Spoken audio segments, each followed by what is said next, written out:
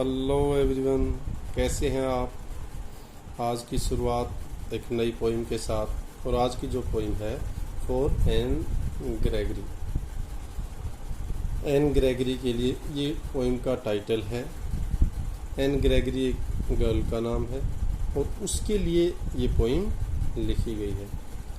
और जो poem particular poem है written by W.B. Yeats, William Butler Yeats के द्वारा लिखी गई है। W.B. यीट्स की अगर बात करें तो आयरिश नेशनलिस्ट, इसका मतलब इनकी जो राष्ट्रीयता थी वो आयरलैंड की थी, आयरिश थी। 1923 के अंदर इन्होंने नोबेल प्राइज़ जीता। और उसके बाद जो अगर उनके इंटरेस्ट की बात करें तो फोकलोर एंड माइथोलॉजी के अंदर और फोकलोर के अंदर उनका इंटरेस्ट था। क्लियर, ये सारी चीज़ें थी W.B. यीट्स के बारे में।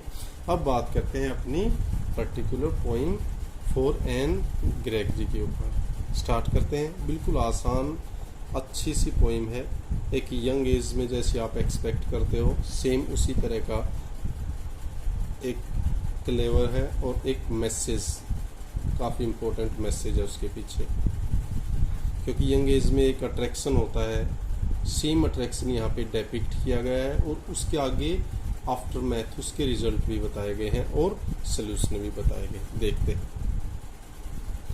Never shall a young man thrown into despair by those great honey coloured rampart at your ear, love you for yourself alone and not your yellow hair. अब देखो, poet बोल रहा है, क्या बोल रहा है पोइट ने, क्या कहा है एन ग्रेगरी को। Never shall a young man, कि कभी भी एक जो नौजवान जो इंसान है, व्यक्ति है, वो थ्रोन इनटू डिस्पेयर, वो निराशा में, उदासी में, डिसअपॉइंटमेंट में नहीं पड़ेगा, नहीं पड़ना चाहिए। कब? By those great honey coloured rampart, ठीक है, उन ग्रेट हनी कलर्ड, शहद जैसे रंग के, अर्थात गोल्डन जो कलर के है ना, रैम्पार्ट एट योर ईयर, तुम्हारे कानों के ऊपर, रैम्पार्ट। अब जब उसके बाल हैं, बाल कैसे हैं? हनी कलर्ड गोल्डन कलर के, और अब वो बाल उसके नीचे आए हुए हैं लटों के टाइप कानों तक, और अब वो सुंदर लग रहे हैं। तो इसके ऊपर पोइट कहता है कि कोई भी जो एक नौजवान व्यक्ति है वो उदासी में या हताश नहीं होना चाहिए आपके इन गोल्डन कलर के या हनी कलर के बालों की लटों को आपके कानों के पास देख करके। अर्थात उसके अंदर इनके कान डिप्रेशन या इनके कान यूं नहीं आना चाहिए, भाई ऐसा होना चाहिए, आप बहुत सुंदर लगते हो, ऐसे दिखते हो, या ये चीज़ होनी चाहिए। तो कह रहा है इनके कान कोई अगर हो सकता है डिस्पेयर, डिसअपॉइंटमेंट में आ जाए, भाई मेरे को तो ये अच्छी लड़की लग रही है, इसके ये चीज़ें हैं, इसके जो हनी कलर्ड हेयर है रैम्पार्ट पे वो और ज़्यादा सुंदर लग रहे। तो कहने का मतलब इनका अट्रैक्शन ऐसा ना हो कि कोई नौजवान इनको देखकर उदासी में या अट्रैक्शन में फंस जाए। Love you for yourself alone, और आप भी कह रहे हैं अपने खुद से अकेले, अपने खुद से प्यार करो, किसी और चीज़ से नहीं, अर्थात अपने खुद के बारे में सोचो, उसी से प्यार करो। नोट योर येलो हेयर, और आपको कह रहा है कि अपने जो आपके येलो हेयर हैं, हनी कलर्ड हेयर हैं, उनकी बजाय आपको अपने खुद से प्रेम करना चाहिए, ना कि अपने बालों से। आप अब इनसे ज़्यादा प्यार करते हो, इनको इस तरह से ज़्यादा जाके रखते हो, तो कोई ना कोई यंग मैन अर्थात कोई लवर उनके अंदर उनको अट्रैक्ट करेगा वो उसके, और वो एक डिस्पेयर, उदासी, निराशा में डूब जाएगा। तो उसके लिए आप रिस्पॉन्सिबल होंगे। इसलिए आप अपने इन येलो हेयर की बजाय अपने आप खुद से प्यार करें। क्लियर भाई, पोइम समझ में आ गई होगी। गुड। वर्ड मीनिंग की बात कर लेते हैं। रैम्पार्ट प्राचीर भी कह देते हैं, किला या दुर्ग होता है, उसकी जो दीवारें होती हैं उसको रैम्पार्ट बोलते हैं इंग्लिश में। High wide walls around a कास्टल और फोर्ट, एक किला या दुर्ग होता है, उसके चारों ऊंची ऊंची जो काफ़ी चौड़ी दीवारें होती हैं उनको बोलते हैं रैम्पार्ट्स। और यहाँ पर रैम्पार्ट का मतलब भी जो बालों की लट है वो अब कानों के दोनों ओर और सुंदर लग रही है, उसके लिए रैम्पार्ट यूज़ किया है। डिस्पेयर, हताशा, उदासी, निराशा, डिसअपॉइंटमेंट, उसको बोलते हैं डिस्पेयर। हनी शहद से, हनी कलर्ड शहद जैसा रंग, गोल्डन कलर, उसके लिए यूज हुआ है। एलोन होता है अकेले, अपने आप। येलो हेयर, अब ब्लोंड गर्ल भी कहते हैं, जिसके येलो बाल होते हैं ना, उसको ब्लोंड गर्ल कहते हैं। तो येलो हेयर, पीले बाल। क्लियर? कोई डाउट? आसान है, इंटरेस्टिंग है। आगे बढ़ते हैं। अब नेक्स्ट पैसेज देखते हैं। Second passage.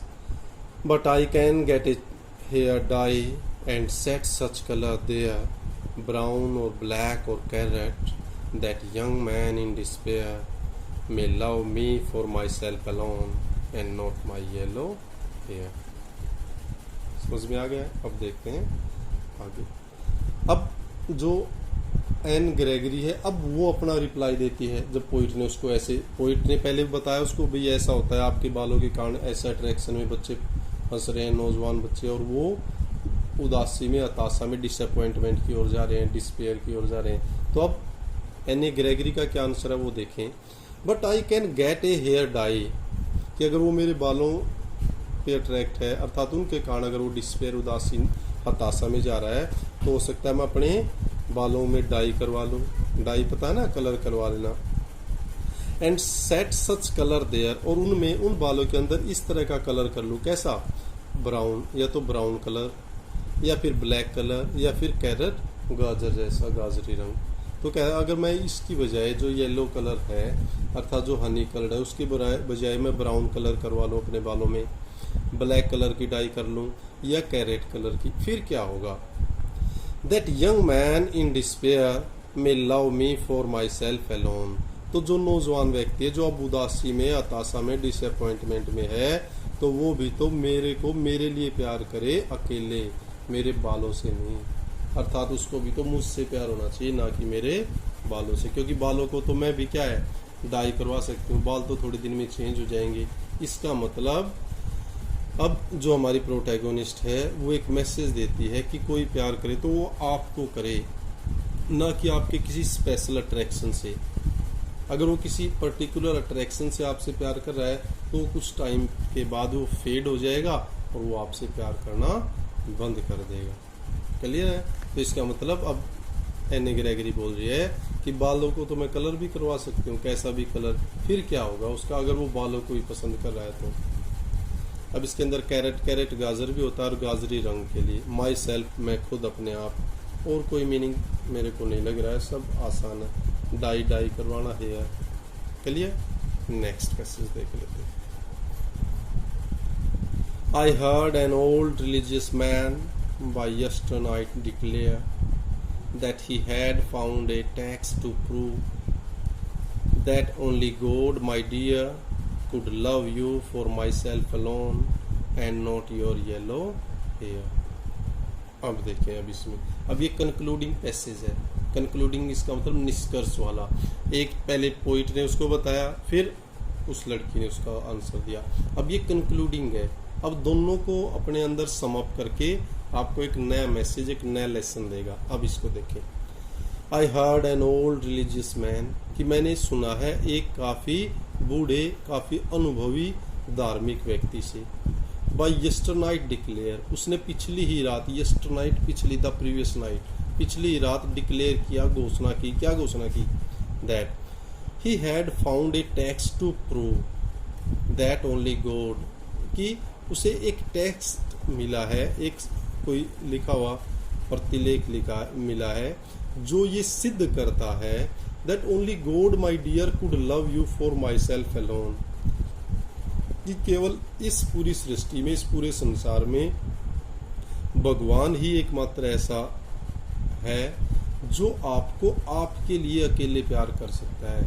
अर्थात भगवान ही है जो आपकी क्वालिटीज से, आप जैसे हो उसको एज इट इज़ एक्सेप्ट कर सकता है, उसको स्वीकार कर सकता है। इसके अलावा संसार में हर कोई आपकी किसी न किसी क्वालिटी से अट्रैक्ट होता है, ना कि आपके खुद से, आपकी क्वालिटीज से। तो अब इसमें क्या किया, यस्टरनाइट ओल्ड रिलीजियस मैन ने क्या डिक्लेयर किया कि उसने एक टेक्स्ट पाया जिससे सिद्ध होता है कि केवल इस धरती के ऊपर, इस पृथ्वी के ऊपर, इस अर्थ के ऊपर, पूरे यूनिवर्स के ऊपर भगवान ही है जो आपको आपके लिए अकेले प्यार करता है। नहीं तो उसके सिवाय हर कोई अपने अपने अलग अलग तरीके से अलग अलग एंगल से आपको अट्रैक्ट अपनी आपकी ओर अट्रैक्ट होता है और आपसे प्यार करता है। And not my yellow hair, और उसको ये इस चीज़ से मतलब नहीं है भगवान को कि इसके हेयर कैसे हैं, सुंदर लग रहे हैं ना लग रहे हैं, ब्यूटी कैसी है, उनको किसी चीज़ से भगवान को आपकी क्वालिटीज से मतलब होता है, ना कि आपके किसी अट्रैक्शन से। और जो ह्यूमन बीइंग है उनको क्या है, उन अट्रैक्शन से ज़्यादा मतलब होता है आपके योर सेल्फ, अर्थात आपके खुद से उसको कोई वास्ता नहीं होता है। तो ये पोइम थी, अब अच्छी लगी होगी, इंटरेस्टिंग भी है। तो एक यंग एज में क्या होता है, कैसे हम अट्रैक्ट हो जाते हैं, क्या सजेशन दिए गए हैं, कैसा फील होता है और कैसे उसको एक मैसेज के बाद कंक्लूड किया जाता है, वो सारे इस पॉइंट के अंदर था। रिलीजियस होता है, रिलीजन से जुड़ा, धार्मिक। यस्टर नाइट, द प्रीवियस नाइट, पिछली रात। डिक्लेयर होता है कोई चीज़ घोषणा करना, और तो मेरे को कोई लग नहीं रहा है कोई वर्ड। फाइंड, जैसे फाउंड है, फाइंड वर्ड होता है फाइंड, पाना। सेकंड फॉर्म हो जाती है फाउंड और फिर फाउंड। चलिए, तो ये आपकी पॉइंट थी 4 एन ग्रेगरी। टाइटल सुटेबल था और मैसेज बेहतरीन। जिस एज में आप अब गो थ्रू हो रहे हैं उस एज के लिए it was a perfect point and you can learn a lot from this point. Clear? And one more message is given by this poem, that you should love yourself and you should love a man by his qualities, not by his or her attractions. Clear? Keep on enjoying, keep on learning. Thank you, thanks a lot. Stay at home and keep on learning, keep on enjoying. Thank you, thanks a lot.